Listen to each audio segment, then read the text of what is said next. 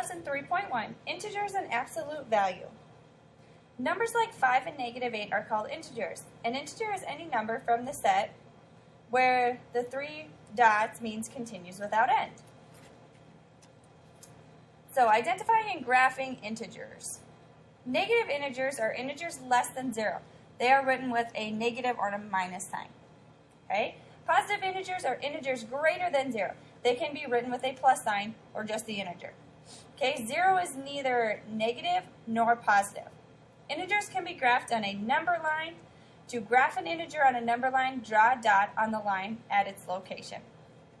So example A, we need to write an integer for each situation. We have 6 degrees above normal. So when we're writing an integer, we got to pick out our keywords that tells us is it positive or negative. Well, if it's degrees above normal, above is bigger, greater than, so it's positive, so we would say this is 6, or positive 6. Okay, letter B, 2 inches below normal. So again, we're picking out our keyword. It's below normal. If it's below, that means it's down, it's negative, so we would say -2. Okay, the next concept we're going to work on is graphing integers on a number line. So if we look at letter C, we have the integers -2, 8, -7. So first we're going to draw our number line.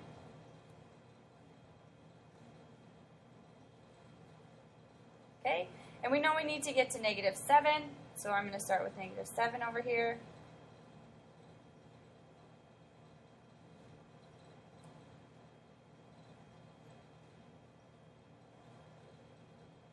Make my line bigger.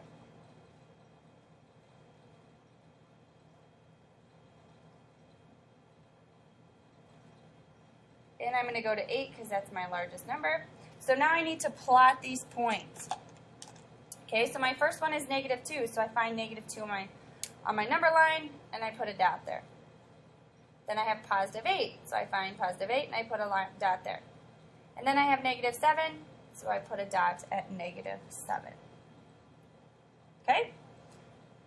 Letter D, the same thing. We have -4, 10, -3, and 7. So we need to draw our number line, and then we're going to plot these points. So I'm going to draw my number line on the side here.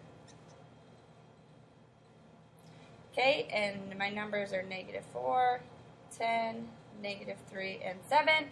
So my smallest is -4, so I'm going to start with -4, and I'm going to work my way to 10.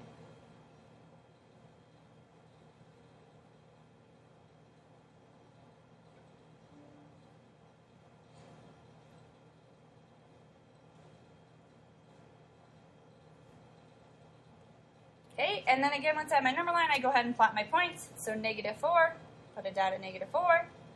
I have +10. And remember, positive is on the right side, negative is on the left side. Put a dot at -3, and then +7. So when you're plotting points on a number line, we find that number on the number line, and then we put a dot there. Okay, the last concept is absolute value.